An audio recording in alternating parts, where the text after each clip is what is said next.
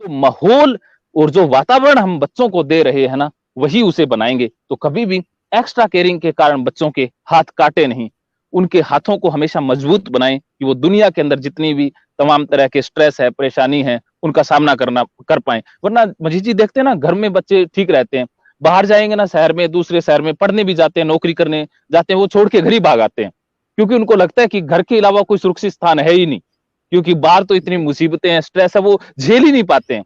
वो उन बच्चों को हमने कभी स्ट्रेस झेलना सिखाया ही नहीं, बाहर की हवा लगने ही नहीं दी। तो जैसे ही गर्म हवा लगेगी, या तो वो मुरझा जाएगा या घर वापस आ जाएगा।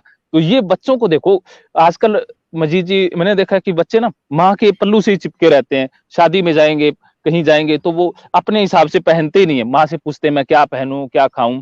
तो बच्चा अगर ये माँ बाप के भरोसे ही पल रहा है ना, तो जिंदगी में क्या ग्रो कर पाएगा। वो इतना है कि माँ बाप के पास जरूर रहेगा, उनके पास एक वो ना, जैसे रोबोट होता है ना, ऐसे बच्चों में और रोबोट में क्या अंतर है। फिर तो बच्चे रखने की क्या जरूरत है, हम रोबोट ही ले लें कि जो आज्ञाकारी हो। माता पिता ये गलती कर देते हैं ना, कि बड़ा बच्चा संस्कारी हो, आज्ञाकारी हो, माता पिता की हर बात माने, उनकी सभी कुछ करें। तो ऐसे तो रोबोट हो सकते हैं, बच्चे कभी नहीं हो सकते। तो कभी भी बच्चों को एक्स्ट्रा पेरेंटिंग के कारण रोबोट ना बनाएं, उन्हें इंसान बनने दें। जी मजीद जी। जितेंद्र जी, जैसे हम दो चीजें देखते हैं कि हाँ जी। एक जगह पर एक बच्चे बच्चे ग्रो अप करते हैं, जी। पैरेलल ही पेरेंट्स क्या करते हैं कि बच्चे बड़े होंगे, उनके कैरियर के बारे में सोचते हैं। उसके बाद वो सोचते हैं कि हमारे पास पैसे का काफी बैकअप होना चाहिए, बच्चों के लिए प्रॉपर्टी बनाना है। ऐसे लीजिए कि हम बच्चों के लिए ये सब सामान बनाते रहते हैं।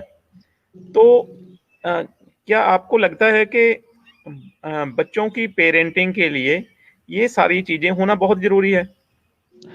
जी जी जी मजीद जी, वास्तव में ये चीजें होना बहुत जरूरी नहीं है। जरूरी तो हैं, लेकिन बहुत जरूरी नहीं है। अब देखो कि हम बच्चों को सब कुछ बना के दे रहे हैं, कुछ कर रहे हैं ना, तो वो हमने विरासत में दिया है उनको। वो महाभारत के या हम पुराणिक जो ग्रंथ पढ़ते हैं उनमें देखते हैं कि जो माँ बाप के पास जितनी ज्यादा प्रॉपर्टी होती है, उतना ही झगड़ा ज्यादा करते हैं, क्योंकि उसके ऊपर हक समझ लेते हैं और वो कमाना नहीं चाहते। तो बच्चों के लिए कभी भी प्रॉपर्टी ना छोड़ें, उनको वो कला दे, कमाने की कला या दुनिया में प्राप्त करने की कला। कि देखो, मैं एक बार तो तुम्हें ये सारी चीजें दिखा सकता हूँ, लेकिन कमानी तुम्हें खुद पड़ेगी। तो कभी बच्चों के लिए, अगर माता पिता क्या कहते हैं ना, हम कमा किस लिए रहे हैं, बच्चों के लिए कर रहे हैं, सब कुछ दौड़ भाग कर रहे हैं, वो वास्तव में बच्चों के लिए कुछ कर नहीं रहे हैं, उनके हाथ काट रहे हैं। तो बच्चों के लिए अगर कुछ कर सकते हैं ना, तो पेरेंटिंग एक जॉब की तरह लें। कि हम जैसे टाइम निकालते हैं ना जॉब के लिए, 8 घंटे जॉब निकालते हैं, तो पेरेंटिंग एक जॉब है, और सबसे बड़ी जॉब यही है। जैसे किसान खेती करता है, तो खेती को जैसे कितने प्यार से लाड से पालता है ना, उसी प्रकार हमारा जो खेती है, हमारी जो फसल है ना, वो हमारे बच्चे हैं। अगर उसकी समय पर खाद पानी या समय पर केयर नहीं करेंगे ना, तो फसल अच्छी नहीं होगी। तो इसको एक जॉब की तरह लें, एक हमारे लिए एक मिशन बना लें कि पेरेंटिंग मेरा एक मिशन है। जैसे हम ना गोल बना लेते हैं लाइफ में कि पैसा कमाना है, कुछ करना है, ये जीवन जीने के लिए जरूरी है, लेकिन पेरेंटिंग को कभी हम गोल बनाते ही नहीं है। बच्चों के लिए कोई जैसे क्वालिटी टाइम है, वो दे ही नहीं पाते हैं। 24 घंटे कहने कि कुछ माता पिता रहते तो बच्चों के साथ है, लेकिन वो 24 घंटे रहना ही बच्चों के लिए मुसीबत बन जाता है। क्योंकि घरों में ऐसा होता है, कुछ घरों में जैसे पिताजी घर आते हैं तो बच्चे अपना खिसक लेते हैं कि आप पिताजी का तो ऐसा ही है, सारा दिन रोक टोक या ऐसे क्लास ही लगनी है। तो वो बच्चे माता पिता से जुड़ ही नहीं पाते हैं, वो उनसे प्यार से कभी हो ही नहीं पाता है। तो माता पिता बच्चों के साथ है ना, वो बच्चों को ही टाइम मिले, सिर्फ और सिर्फ उसमें बच्चों के अंदर क्या है उनसे बात करें, दोस्त की तरह बात करें। और ज्यादातर एक गलती मजीद जी इस सवाल से थोड़ा सा समझ लेते हैं कि बच्चों को ना बे समय पर, जैसे टाइम नहीं है सलाह का, उस समय सलाह दे देते हैं। जैसे बच्चा वॉशरूम के लिए जा रहा है, बच्चा कुछ खा रहा है या कुछ ऐसा कर रहा है जिसमें शौक है, उस समय सलाह देने का कोई मकसद नहीं है। बच्चों को अगर आपने कुछ सिखाना है ना, तो उसके लिए पहले से उनका मूड बनाएं कि बच्चा लर्निंग मूड में तो आए। बच्चा माँ बाप की बात लेने या उसकी समझने लायक उस मूड या भाव दशा डेवलप करनी होती है, लेकिन माता पिता इतना करते नहीं है, बेवजह या बेवक्त पे ही सलाह दे देते हैं।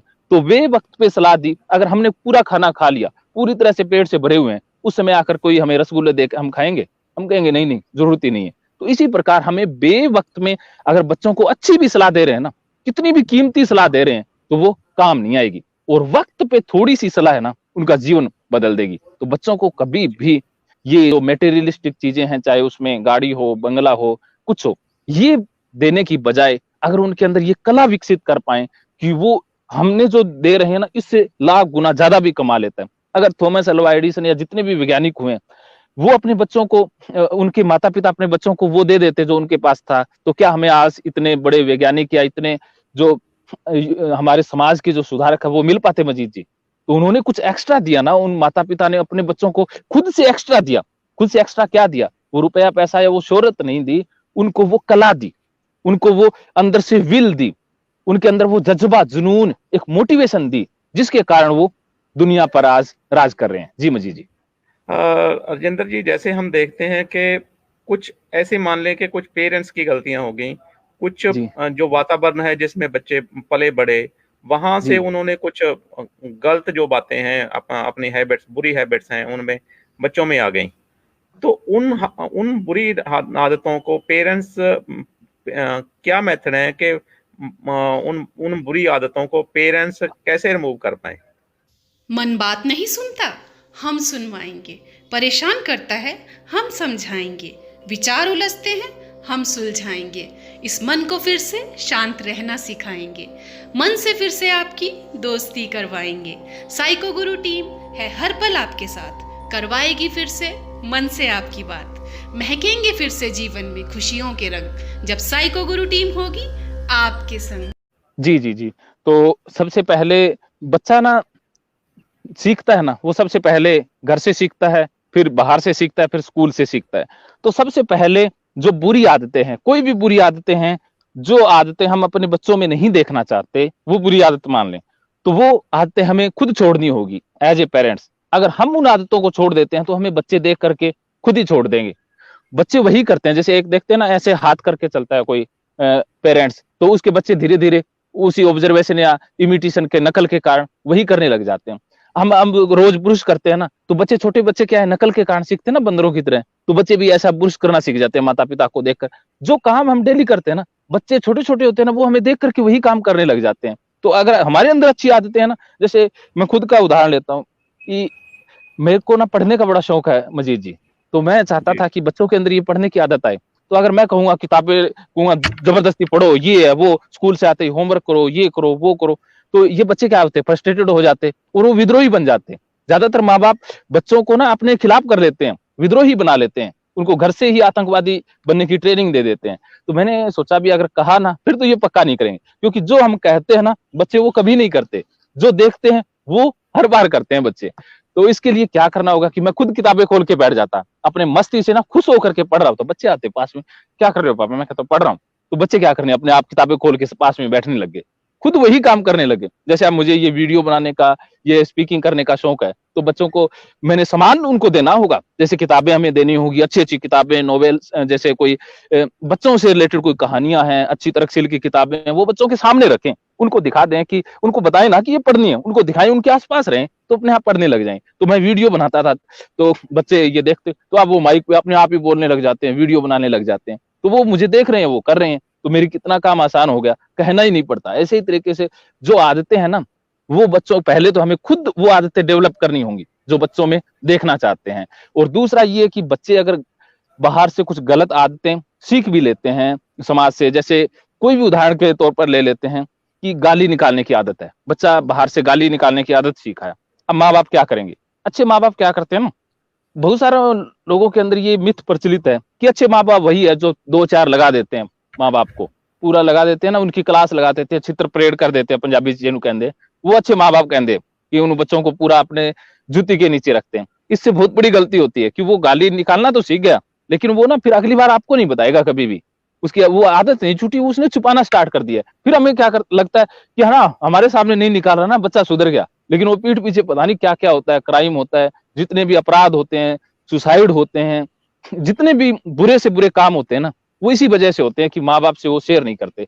तो सबसे पहले कोई भी अच्छी या बुरी आदत का बच्चे को पता ही नहीं होता शुरुआत में, वो आते ही ना माँ बाप से शेयर करेगा, माँ बाप से शेयर करेगा।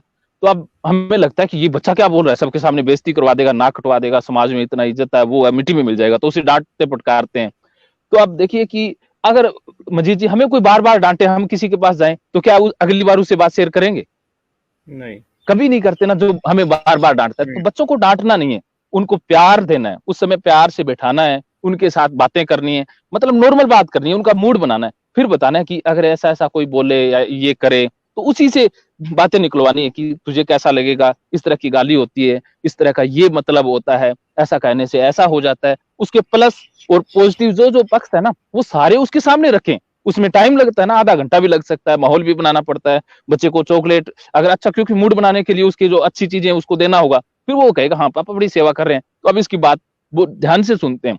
तो ऐसे माहौल में अकेले बैठ करके उनसे इस तरह की बात करें कि इस तरह का जो तू आज गाली दी है ना, इसका ये मतलब है, इसका ये इम्पैक्ट आएगा, फ्यूचर में तेरा ऐसा हो जाएगा, तेरी ये छवि बन जाएगी, और जो अच्छे बच्चे होते हैं वो ऐसा ऐसा काम करते हैं, उनके अंदर ये होता है। तो अगर हम ये सब कुछ बता पाएंगे ना तो बच्चा कभी भी गलत सुनता ही नहीं है।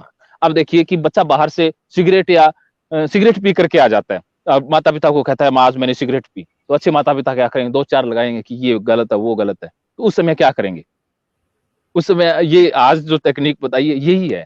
तो उनको पहले मारें धमकाएं या उनको डांटे ना, हम ज्यादातर डांटना ही आता है ना, ये तो 2-4 सेकंडों का काम है, डांट दिया फटकार दिया काम खत्म हो गया, यही पेरेंटिंग है। डांटना फटकारना पेरेंटिंग नहीं है, उनको समझाना, उनको मूड या दिल से समझाना, ऐसा नहीं है दिमाग से समझाना। समझाने का फायदा तभी है जब वो समझ रहा है। हम ये सोचते हैं कि हमने समझा दिया, अपना काम खत्म कर दिया, बच्चे ने समझा नहीं समझा इसका क्या प्रूफ है। अगर बच्चे जी ने समझा नहीं तो हमारा समझाना बेकार हो गया। तो समझाने का फायदा तभी है जब बच्चा समझ रहा है। तो समझ क्यों नहीं रहा है, क्योंकि हमने बेवक्त पे समझाया है या हमारे समझाने का तरीका गलत है। तो खुद को चेंज करने की जरूरत है, बच्चे को चेंज ना करें, उसको ना कंपेल करें कि तू समझ नहीं रहा है, तेरे अंदर फॉल्ट है। कहीं ना कहीं फॉल्ट हमारे अंदर है कि हमें वो उस लेवल का समझाना नहीं आता। जी जी जी जी जी राजेंद्र जी, इस सेशन के अंत में हम चाहेंगे कि आप कोई बुक या कोई वीडियो पेरेंट्स के लिए रेफर करें ताकि वो देखकर और नॉलेज जो प्राप्त कर सकें। तो जी जी जी आप ऐसा कुछ बताना चाहेंगे? जी जी जी देखिए कि पेरेंटिंग के लिए बहुत सारी बुक्स हैं, बहुत सारे सेमिनार्स होते हैं, बहुत सारे मोटिवेशनल स्पीकर हैं जो पेरेंटिंग के ऊपर काम करते हैं, बहुत सारे ऐसे यूट्यूब चैनल हैं, वीडियोस हैं। उसमें से सबसे अच्छी बुक जो मुझे लगी थी पेरेंटिंग की, समर हिल है, एक MS नील की, जो मुझे जलंधर मेला लगा था एक बार, गदरी बाबा था, वहां से मिली थी। तो तर्कशीलों से रिलेटेड ये बुक है, तो वहीं से आप लोगों से या सोसाइटी से पता करके वो बुक पढ़ सकते हैं, बहुत अच्छी बुक है। इसके अलावा पेरेंटिंग के 7 सूत्र परीक्षित जोवन पुत्रा की अच्छी बुक्स हैं। आप अमेजन के अंदर सर्च करेंगे पेरेंटिंग बुक्स इन हिंदी तो या पंजाबी जो भी है, बहुत सारी बुक्स आ जाएंगी। तो कम से कम 1-2 बुक्स जरूर पढ़ें और उसमें बहुत सारा नॉलेज मिलेगा। और अगर वीडियोस देखने में आप पसंद करते हैं तो उसमें उज्जवल पाटनी के बहुत सारे वीडियोस हैं, बहुत सारे ऐसे कुछ पेरेंटिंग के गुरुज हैं, उनके बहुत सारे वीडियोस हैं, परीक्षित जोवन पुत्राज है। और ये आधा काम हुआ। आधा काम ये है कि जिंदगी में हम टाइम निकालते हैं ना खुद के बिजनेस मीटिंग के लिए या बिजनेस वर्कशॉप के लिए भी, या लर्निंग की हम जॉब करते हैं उससे रिलेटेड वर्कशॉप के लिए, तो कम से कम साल में 2 बार पेरेंटिंग वर्कशॉप जरूर अटेंड करें। तो चाहे आप अपनी इस साइको गुरु टीम से बात करके हम 3 दिन का कैंप लगाते हैं वो अटेंड कर सकते हैं, कहीं और आपके शहर में कोई वर्कशॉप लग रही है या तर्कशील जो अलग अलग वर्कशॉप करते रहते हैं उसमें भी इनकी पेरेंटिंग का कभी आए तो उसको जरूर अटेंड करें। हमने देखो कि बच्चे हमारे लिए सब कुछ है। अगर हम अच्छे माता पिता वास्तव में है ना, तो पेरेंटिंग वर्कशॉप में हम कितनी बार गए, कितनी बार हमने पेरेंटिंग से रिलेटेड कोई बुक पढ़ी, वीडियो देखा या उसके ऊपर मनन किया या बात की या दूसरों से डिस्कस की, उससे अंदाजा लगेगा कि हम कितने अवेयर हैं पेरेंटिंग को लेकर के। हम इसे ना मजीद जी कोई करने वाला काम समझते ही नहीं है, ये तो अपने आप ही जैसे हो जाएगा, इसे ना सबसे लास्ट में रखते हैं पेरेंटिंग को। तो और सबसे पेरेंटिंग टॉप पर होनी चाहिए, क्योंकि माता पिता वही खुश रह पाएगा, उसके बच्चे खुश हैं।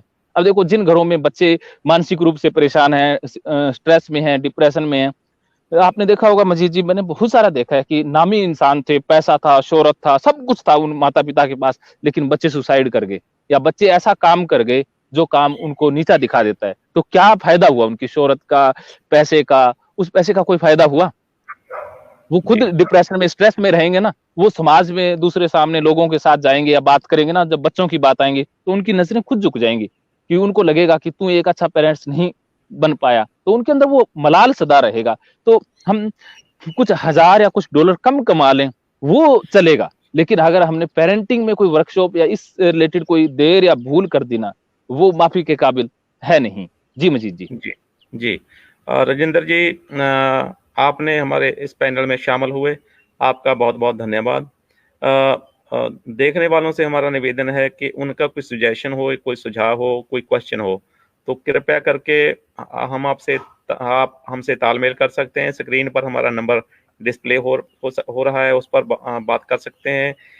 और आपको ये वीडियो कैसी लगी, इसके बारे में कमेंट या सुझाव आप दे सकते हैं। राजेंद्र जी, आपका और देखने वालों का बहुत बहुत धन्यवाद। अगले सेशन में ऐसा ही कोई और विषय लेकर हम जरूर शामिल होंगे। बहुत बहुत शुक्रिया।